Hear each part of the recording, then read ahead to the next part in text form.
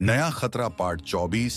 काले दैत्य को हराने के बाद जंगल में शांति लौट आई थी, लेकिन मोगली के मन में अब भी बेचैनी थी। एक रात जब वह जंगल में घूम रहा था, उसने नदी के किनारे अजीब से और नीले चमकते पत्थर देखे। जैसे ही उसने उसे छुआ, एक अजीब सी बिजली उसके हाथ से होकर गुजरी। ये क्या है? अगले ही पल आसमान में घने बादल घिर आए और एक जोरदार गर्जना हुई। बलू ने चिंतित होकर कहा, मुझे यह ठीक नहीं लग रहा मोगली।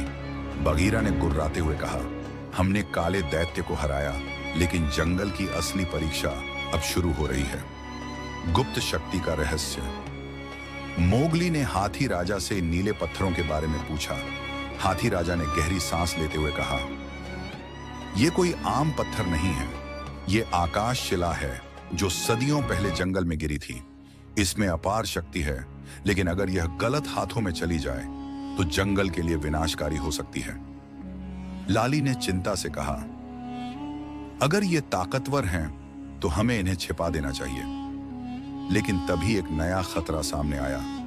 दूर से जंगल में घोड़ों की टापों की आवाज गूंजने लगी।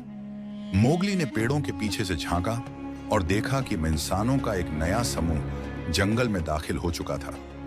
उनके पास लोहे के हथियार और जालिम थे और वे जंगल में गहरी खुदाई कर रहे थे। बलू ने फुसफुसाते हुए कहा, ये लोग इन पत्थरों की ताकत को जानते हैं और अगर ये इन पर कब्जा कर लें तो जंगल को बर्बाद कर सकते हैं।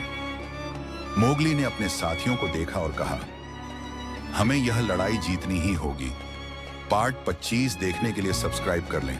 धन्यवाद।